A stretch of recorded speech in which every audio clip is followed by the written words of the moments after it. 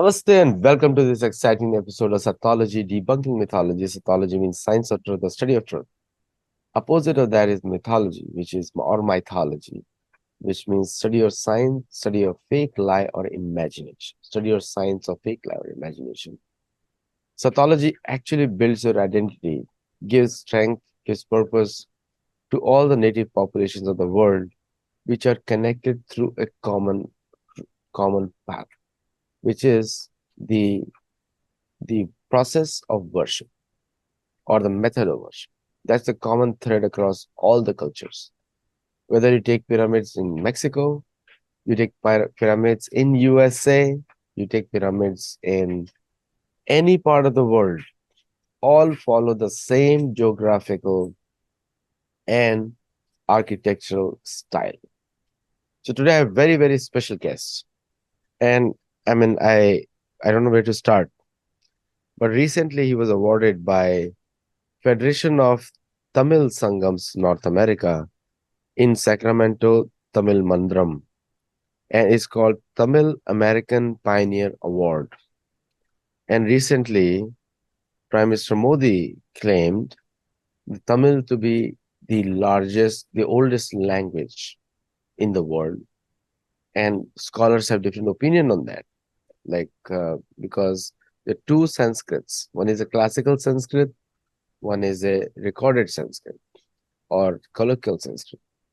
So yes, Tamil language is very oldest, but the classical Sanskrit is Vedas have been written over there.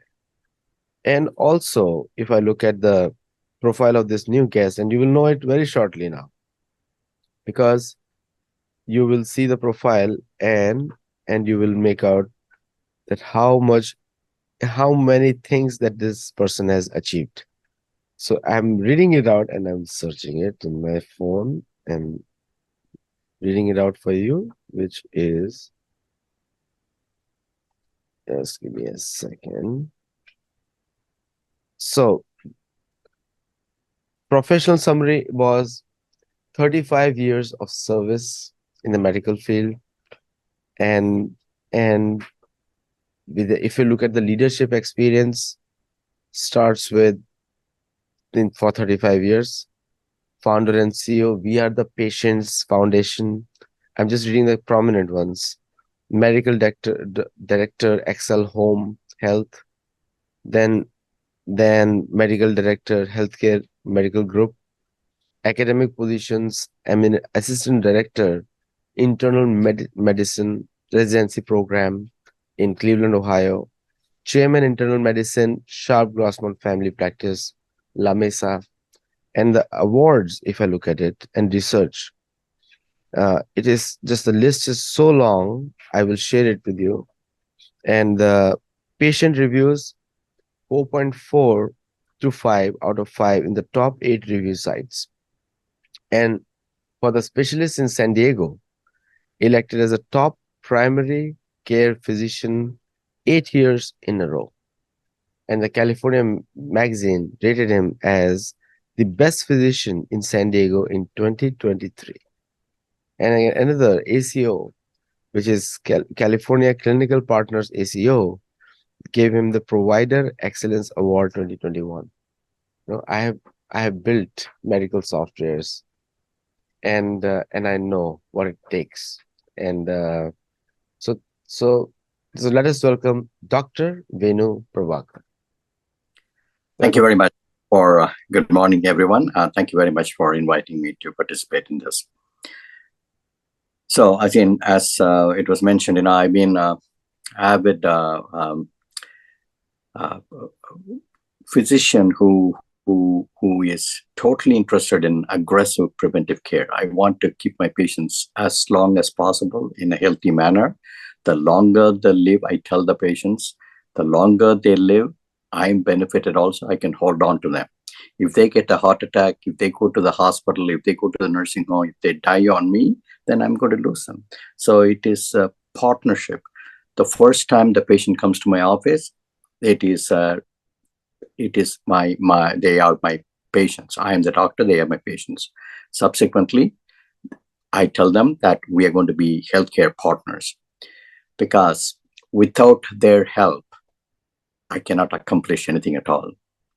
So I always tell them that I show them the monitor, computer monitor. I tell them that there are 4 corners of the computer monitor. What I'm accomplishing in the partnership success is only one corner of the computer monitor. With my experience and knowledge, I explain to them exactly what to do and give them appropriate medications and everything. But the other 3 corners, they perform, they do that. They need to follow the diet, which I prescribe every single day, the medication they need to take every single day, and the exercise they need to do every single day. So what they do contribute to the success of my practice is they take 75% of the workload every single day, whereas I'm seeing only once in a month or once in 2 months. And the success, I'm getting credit. They are not getting the credit. So I want to provide the credit where it belongs. So the patients ought to be credited. So that's what I tell them. I have a great relationship with the patients. I communicate and everything. I've been teaching for many, many years. So when the student comes, I give them a lecture, first lecture, 27 C's in medicine.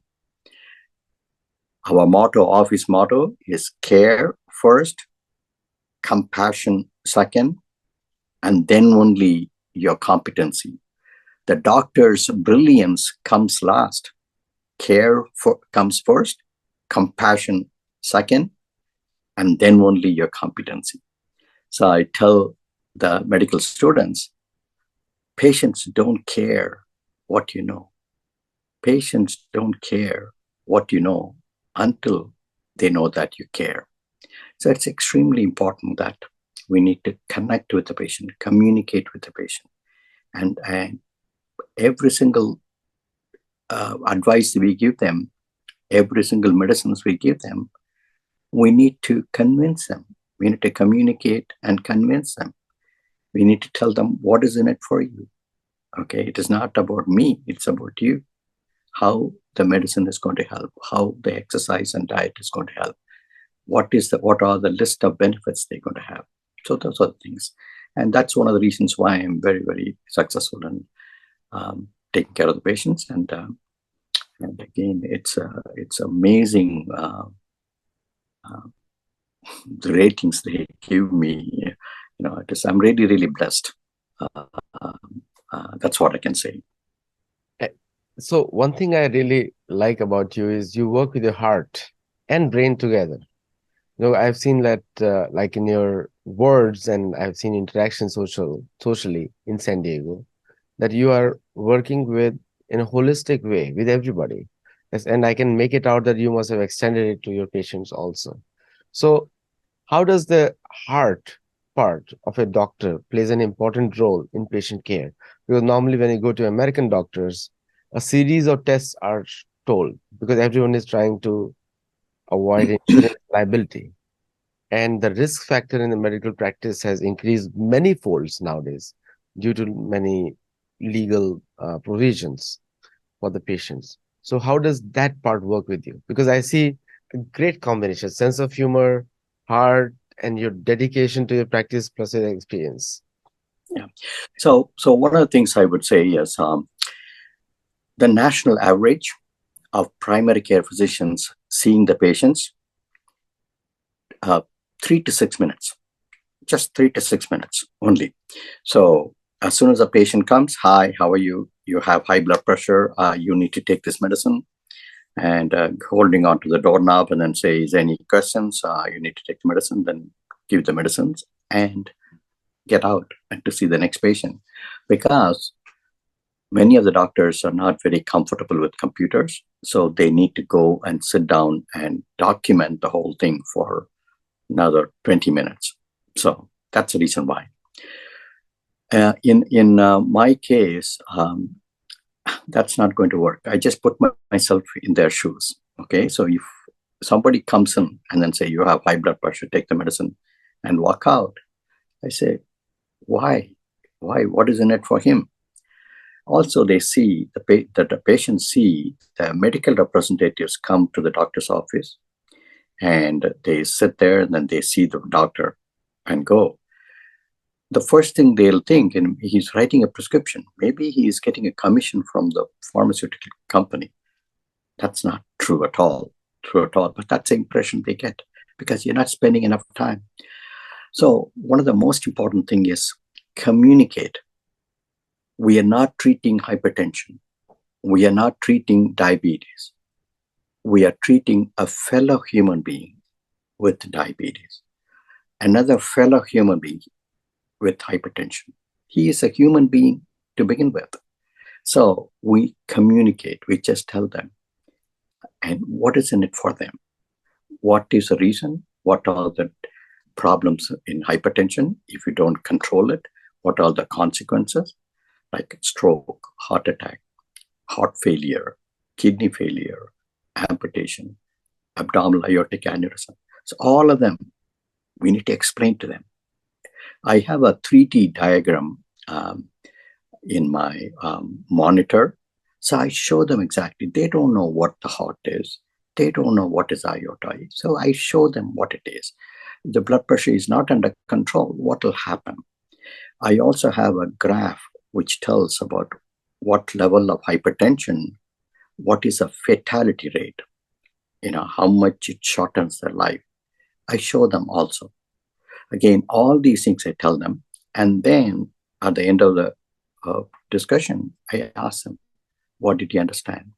Can you repeat what I said? If they didn't understand, I'll spend more time to see the patient. All my patients, we schedule the patient for 20 minutes. And I far exceed the time if it is necessary, if you want to convince the patient. Because as I mentioned, we have to invest the time. In investment, you want to have a beautiful fruit trees in your backyard. What do? You plant the tree, nurture it, fertilize it. You do the pesticides so that pests won't attack it, water it, and take a good care of the plant for a few years, and then you can reap the benefit of the fruits. Same way, you explain the patient, you connect with the patient, you communicate, you convince the patient if you have a problem. So all those things, if you do, then it's an investment. Initially, immediately, you don't get benefited. But the longer you spend time, you convince them, they're going to take the medicines properly. Their blood pressure is going to be really good. And since you're connected, you have a connection with them, they will be very pleased with your service. And they know that you care. And that's the reason why they're going to follow those prescriptions, advices. So that has been a secret, and I want to pass it on to all my medical students. This is the way it should do, so that you can connect with the patients. And as you know, 8 years in a row, our specialists in San Diego area elected me as the best primary care physician. How do they know? They don't come to my office as a patient. Whenever we send the patient to them for cardiology or neurology consultation or anything like the gastroenterology consultation, we need to send the office notes to them. And they see the notes, they read the notes. And every note, every heading, hypertension, I want to start this medicine. I always say what I'm doing and why I'm doing. What is a scientific basis of choosing this medicine versus another medicine? For example, if the patient has diabetes and hypertension, I want to choose a medicine group called A or B, or ACE inhibitors. So I mentioned that because the patient has diabetes and this one, I want to protect his retina and I going to protect his kidney besides controlling the blood pressure. And that's the reason why I'm giving this medicine. I write it down in the notes and they read, they review. And that's one of the reasons why they know that I care. They know that I'm approaching the patients in a scientific manner.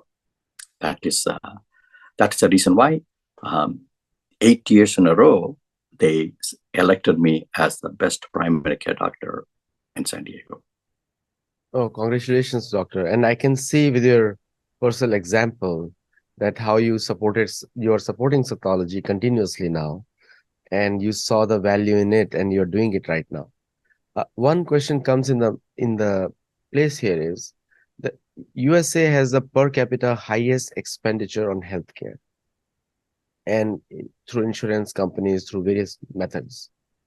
But we also see a largest population in the US not receiving proper healthcare. I mean, I'm talking about American citizens not receiving proper healthcare. They can't afford it. And you mentioned one of the times to me, and I've read the reports also, independent reports. And you see other countries such as India, they recognize 7 types of healthcare systems. 6 are indigenous and 1 is allopathic. So people have a large choices. In USA, Ayurvedic medicines are not considered as medicines. They come under FDA, Food and Drug Administration, because they are made on natural sources. So, so as compared to other countries in the world and the expense of the US medical healthcare, how do you compare the healthcare systems in the world? India has attained now 100% population coverage under healthcare, 7 systems, Unani, Ayurvedic, and there are many others, 7 health systems. The naturopathy is also considered a bona fide health system in India. In USA, most of the patients, people who want to go for naturopathy or anything else, they have to go to India or other countries who have made it legal to receive healthcare through that way. So how do you compare American healthcare system today to other countries right now? Okay. There are 2 parts of your question. Why is the cost is so high? And the other question is, why is it Ayurvedic and Siddha and all naturopathy and all that is not approved here? For the second question, I answer first. I don't have any competency in commenting about Siddha and Ayurveda and all those things because I don't know. I don't have a clue about all of them. And so I cannot comment why it is not being and how is it going to be better. But I am scientifically inclined to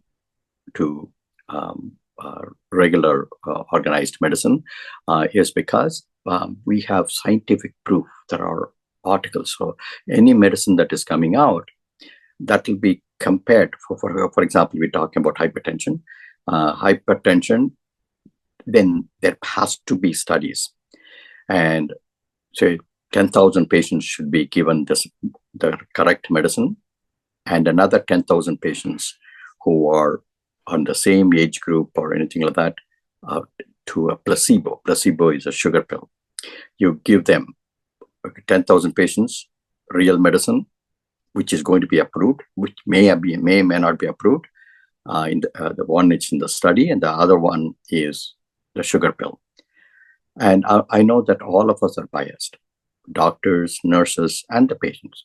So nobody will know which 10,000 patients are taking the real medicine, which 10,000 patients are taking the fake medicine. But every month they will come, they will check the blood pressure, they will give them 100 questions about the side effects, say top to toe, like starting with the hair loss, headache, blurry vision, watering of the eyes, sinus stuffiness, slurry speech, like that, from the top all the way to the toe. Arbitrarily, they'll give hundreds of side effects and give it to both the set of patients, the patients who are taking, we call that placebo, sugar pill, and the patients who are taking the experimental medicine. And then they document all their side effects. Lo and behold, both the placebo and real medicine will have this almost similar side effects, like, headache, 3% here and 4% here, like that, neck to neck, excepting certain side effects are slightly higher. Instead of 5 in placebo, this one will be 8. So, for example, headache will be 8. So then they will jot down all the information. How do we know? When the patients come to the study, they'll have a wristband. There is no name attached, nothing at all. The wristband will be, it will have a code. They'll show it to the machine, and the machine will know that this patient, patient number 1, is taking the real medicine. Patient number 2 is taking the fake medicine, placebo. So it keeps track of that, okay? All the side effects and the benefits. The blood pressure is getting under control, so they all track that. And then at the end of, say, 6 months, 1 year, after the end of the study, they will tabulate all the benefits and all the side effects of the real medicine and the placebo. And then that will go to the approval. That will be published. That will be published in journals. And then that will get approval.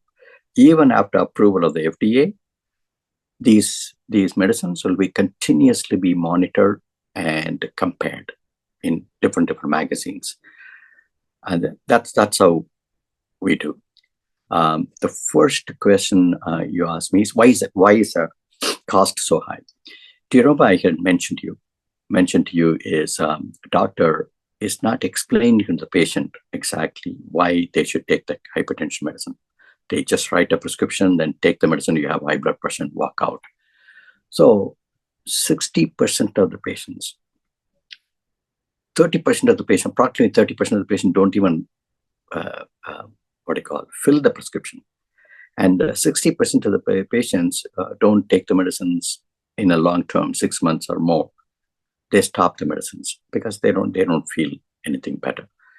So that's the reason why the patients don't get into a thing, and then they don't follow with the doctor, and they get complications of hypertension like stroke, heart attack, heart failure, kidney failure, and then they go to the hospital. When the patient comes to the doctor's office, our charges, I'm just throwing a number, if there is $60, $80 or whatever it is. But if the same patient goes to the emergency room, the costs are $15,000. When the patients get admitted to the hospital, the costs are $30,000 to $35,000. So that's the reason why the cost is going through the roof. The second factor is, unfortunately, there is a dramatic drop in the primary care doctors' offices. Primary doctors altogether. Because previously, a lot of doctors were coming from India and other countries. For example, 1 in 5 physicians are from India. Okay, so these are reduced, and also the medical schools they've reduced the number of seats, and the residency programs are also reduced. So much so, the number of doctor output is very minimal, whereas the population is growing leaps and bounds. So the doctor-patient ratio is devastating.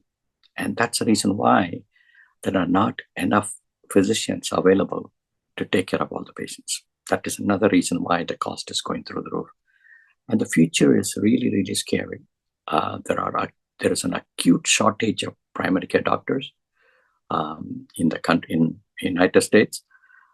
That's going to be impacting. We are all going to retire one day, and there are not many doctors, primary care doctors available.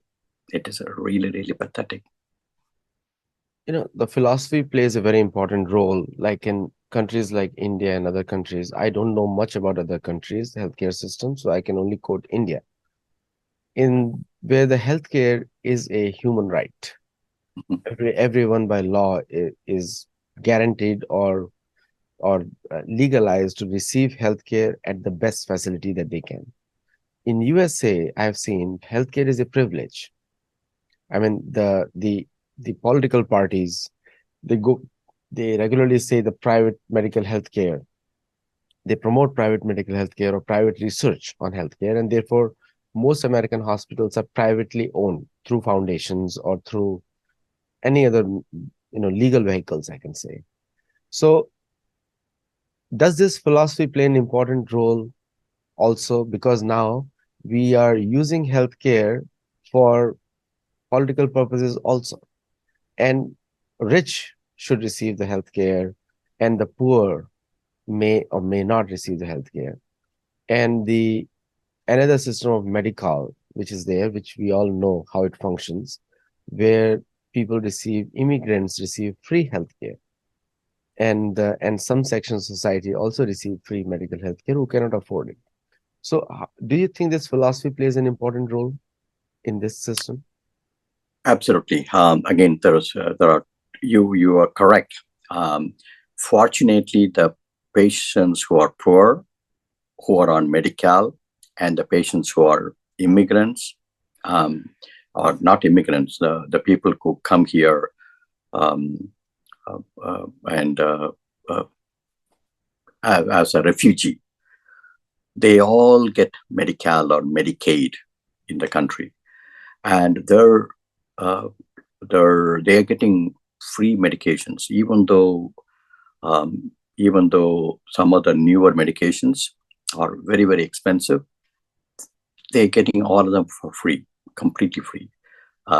Whereas patients who are retired on Medicare, they don't have insurance. They have only reserved amount of money, and the medications, some of the important medications like diabetes and hypertension, all those very, very important cardiac medications and everything are very expensive.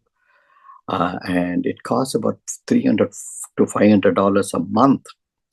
And older patients cannot afford. Their insurance is not covering all of them. Whereas the medical patients or Medicaid patients, every single medicine is completely covered.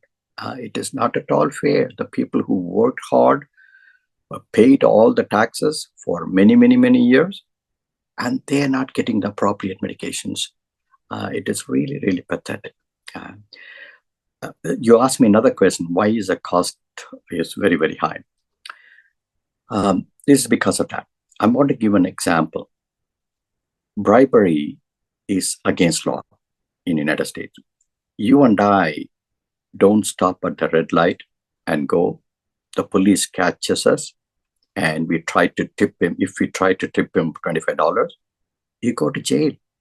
Okay, because it's bribery is punishable by law. Whereas all these senators and congressmen are getting millions and millions of dollars from hospital associations and pharmaceutical companies. So they can fix a price any way they want. Okay, they don't. That's called royal lobbying. It's not bribery. All the senators and congressmen get the money. That's called royal lobbying, and it is not bribery. But these guys are making so much money. Let me give you one example. The physicians, the last 15 years, the physicians' income increased for every procedure, every visit. It is increased by maybe about 15% or 20%. That's about it. Whereas the hospital charges have increased 3 times in 15 years. Okay, 300%. Okay, that is because of the lobbying. Pharmaceutical companies, the prices of the new medications are extremely high because of the lobbying. And the nurses are getting more and more money because it is lobbying. Because they are all unionized, they can lobby. Same way, like that, But doctors cannot be because they cannot have a union. They cannot, argue and unionize, and then collective bargaining we cannot do. So that's one of the reasons why.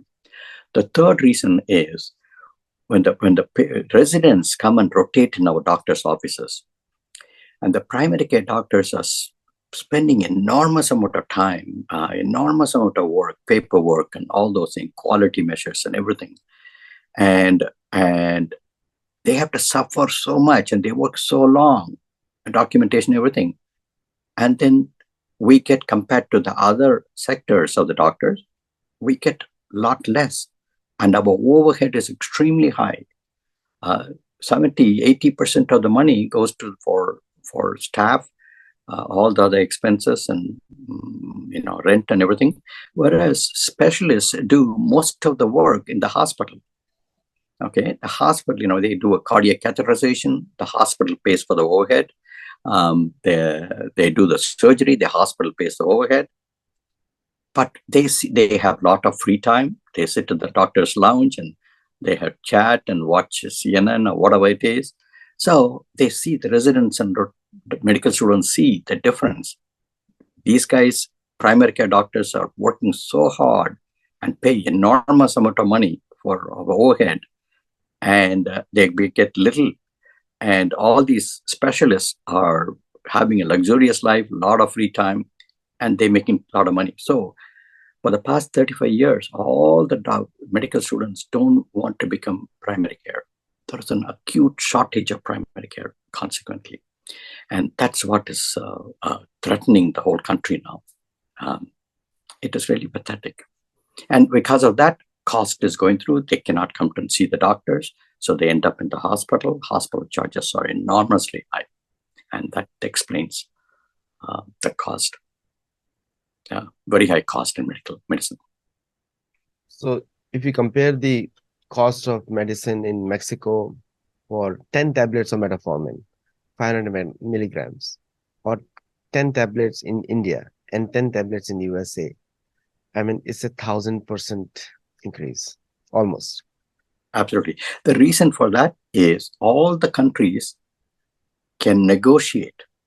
Canada, Mexico, India, everybody can negotiate with the pharmaceutical company. No, this is the only price I can give you. You can only sell it for this price. Okay. So in the United States, again, royal lobbying. Okay, all the senators and congressmen get bribed. So it's not bribe, it's lobby money. It's prestigious lobbying money. So I think we should wake up. It is not right. It is not fair. We need to do the right thing, and the cost has to cut down, and preventive care should be emphasized. Primary care physician should be enforced. Most of the ibuprofen or Advil tablets available in the US are made in India. And comparable prices of those are like, can't even imagine what is the difference. It's almost like 500 to 1,000% difference of same medicine, exactly, made in India and here. Now, coming to the next question. For the public, I want to give you one thing. The generic medications are less expensive compared to the trade names. That's number one. Number two, there are some apps. It's for iPhone and for Android phone. There are some apps called GoodRx app. So if you download it and then you check the price of generic medication, even if your insurance company covers, your copay may be much higher. But if you see the app, you'll have a coupon with which the medicine is a lot less pricey. So $150 medicine will be for $12. Okay, it's amazing the price it's going to come. It's dramatically. It's not. So I always advise my patients to use these apps and compare the prices in different pharmacies. So it also, because your location, it'll know.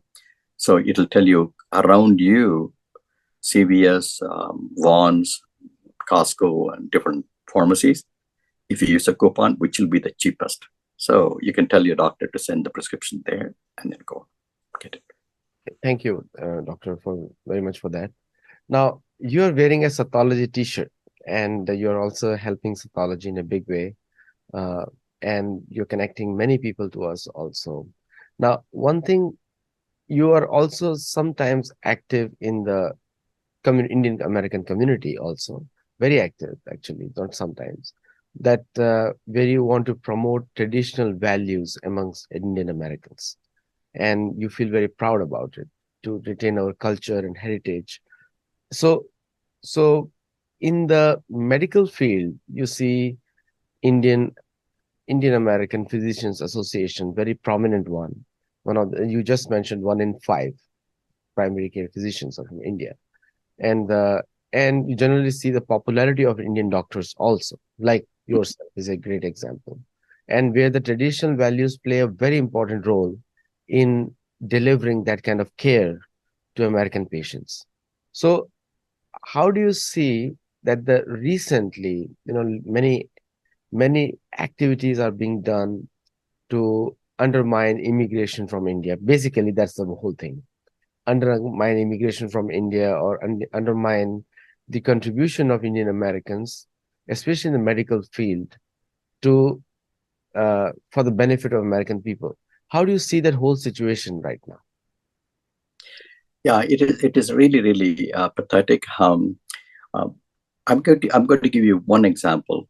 Um, the Indian American, I'm sorry, Americans of Indian descent, the amount of contribution we have given to United States is unreal.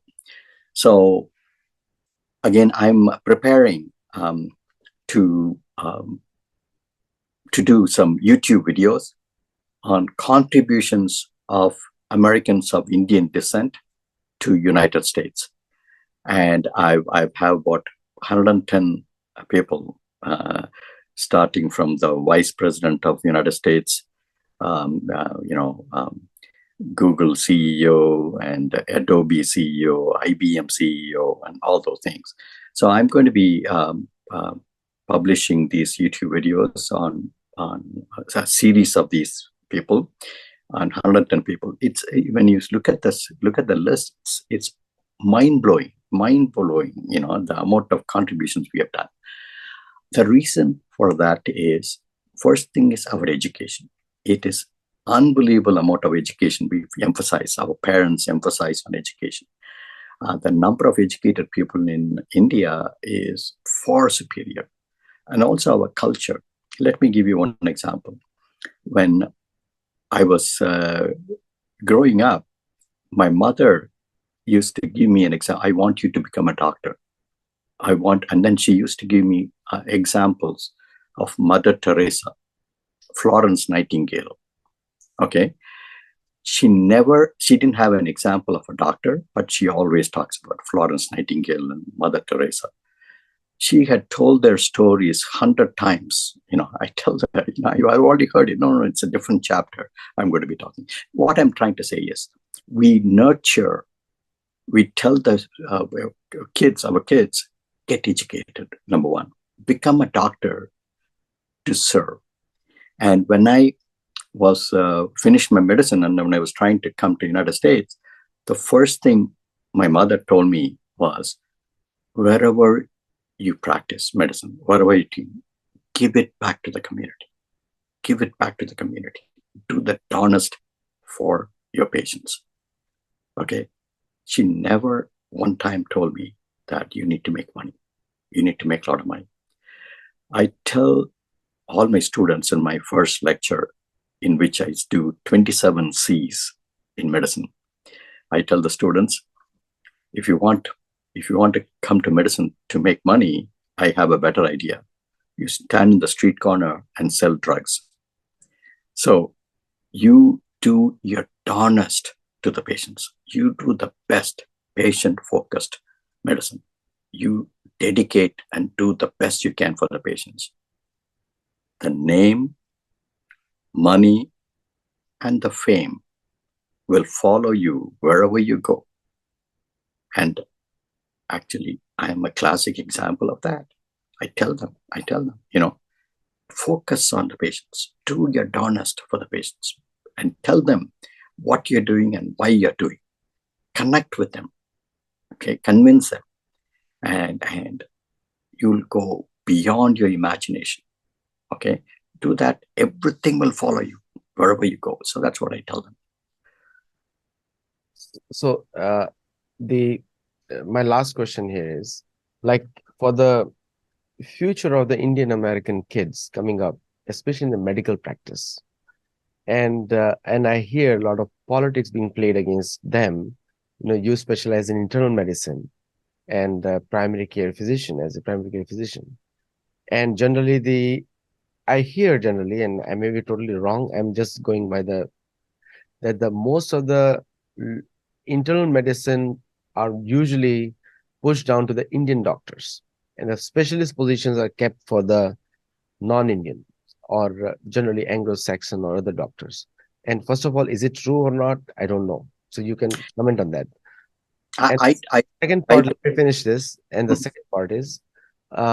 second part is the the the this is the politics part of it, which I may not be knowing fully, so I cannot comment on it, but you can throw some light on it. And the second is that the there's a discrimination in the practice also, which has been commented by Indian American physicians, and I've seen some of their conferences also. Some people speaking about it. So, what is your view on this? um, until now, I don't see the differences at all. Okay, so I'm an Indian physician. So during my residency program, um, I won the best teacher award, and then I became a faculty. I won the second best teacher award. Okay, and then I was upgraded, so I became. I came here, and they wanted me to be the chairman of Department of Medicine in San Diego. When I started my practice in San Diego, my practice was booming. So I said, no, I'm not going to take.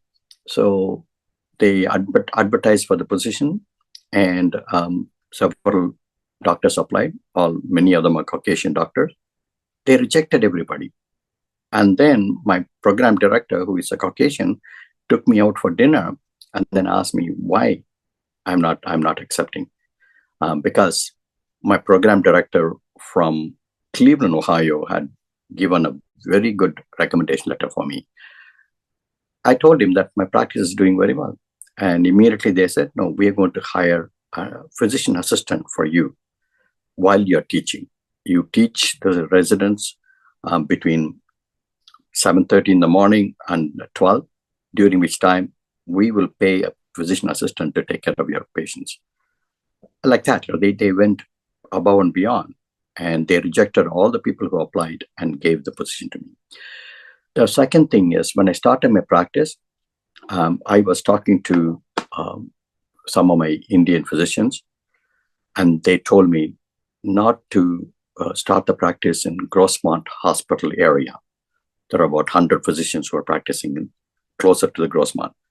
And my colleagues, my Indian colleagues, said, don't do that because everybody is a Caucasian doctor. You practice somewhere else outside. I told them, I don't want to be the lion amongst a herd of lambs.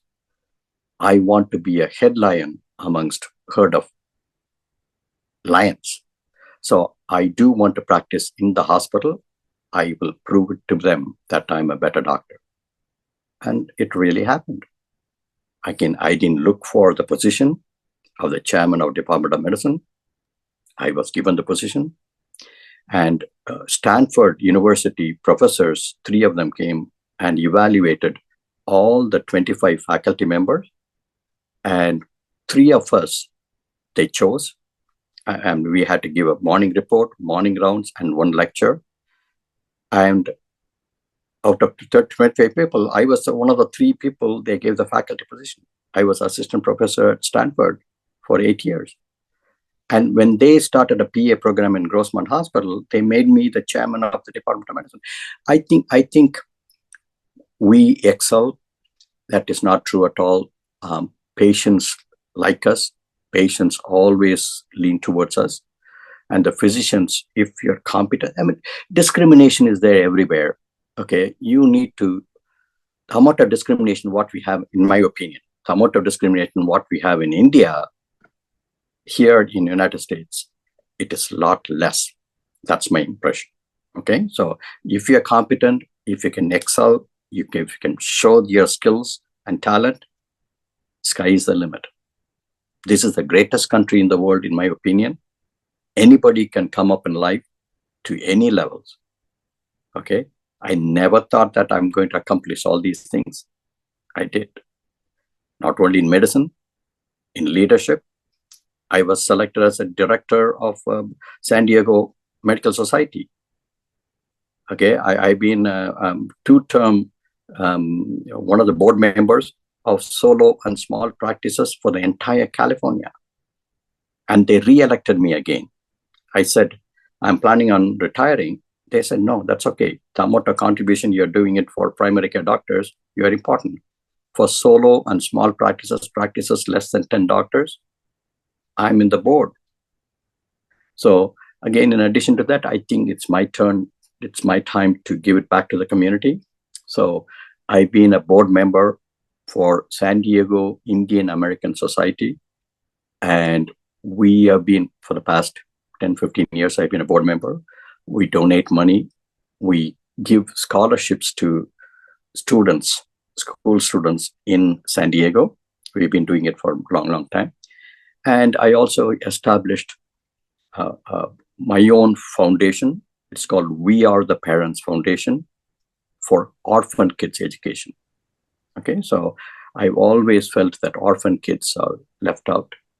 And there was tsunami hit Nagapatnam, which is my native place. It was devastating. 8,000 people died. And I had a thriving practice. I shut down the practice and went there to do some medical charity, medical volunteer. So I went there for 2 weeks. I was devastated about orphan kids. There are a lot of organizations were willing to feed them and give them shelter. But education, all of us are what we are, where we are in this country, leading in every sector. Only one common denominator, education. We are all educated. So that education, these orphan kids will be deprived, even if they are brightest kid. So I established a charitable organization called We Are the Parents Foundation. And I don't want the money to be spent for administrative work. So I sent the money to I set up a similar thing there. We Are the Parents Foundation. And then my sister used to go to the high schools and get the best bright orphan kids. I used to fund them for their college education. About 18 students graduated. Some of them medicine, some of them are pharmacists, some of them nursing. All of them got educated. But unfortunately, after 9/11, I cannot send any money. I'm the only one. I never asked anybody's money. I was the only one who was supporting that. And after 9/11, my funding got cut off. They thought that it is terrorist money. So I was not allowed to send it. So I'm going to resume back. Okay. I sold my practice recently, and I have allocated substantial amount of money from that proceeds to that fund, close to $400,000. I put it there. I'm investing that money. Whatever the dividend and the interest and appreciation they get, only that money I'm going to be spending for that. We Are the Parents Foundation. So I spoke in Vietnam about this, and there are a lot of people came to me, and then they said they'll help me. All I want to be is I'm going to do that. I'm going to do dedicationally. I want to see the best organization with the least amount of administrative money, so that the money will go to the orphan kids' education. I want to empower them. I want them to come up in life. I don't want to feed them fish. I want to teach them how to fish so that they can come up in life. So that is my focus now. You are one of the amazing examples of what a single man can do. And for viewers, this is Dr. Venu Prabakar, who is not only giving back to India, but he's also giving back to USA, which is adopted home. and India is his biological home, and giving back. And a great example, actually. In fact, I'm getting goosebumps while listening to your story. And with a lot of heart, compassion, kindness, and also proficiency and expertise, contribution to the society. And very few examples are there, like selfless service, you say, like going beyond the call of duty. And I would also like to, Sattology would like to partner with you for doing that also, to bringing them, because we are a non-profit. So we don't, most of the programs are free, 90% programs are free. And whatever little bit fees we charge is just for the running of the organization. So thank you, viewers, for joining, and thank you, Dr. Prabakar, for coming on the show. And I already have the next topic in mind. So I'll discuss with you privately, and then we'll come up with the next series. And I give you all the success from Sattology. We'll share your videos to promote your work, especially on the YouTube side, which you're planning to do, and on the social media. And also for all the viewers who are joining, do join us and become our member so that we can take you to some amazing, influential Americans on the ground. There are a lot of Americans, Indian Americans popular in the media, but there are a lot of Indian Americans who are doing much more than what you see in the media or what is reported in the either the American media or even the Indian media. Indian media, only people having connections to Indian media show up over there. So thank you all for joining, and thank you, Dr. Prabakar, very much for this show. It was an eye opener. I did ask you some tough questions, but you were with all your heart and all your compassion, kindness, and proficiency. You did answer them very clearly.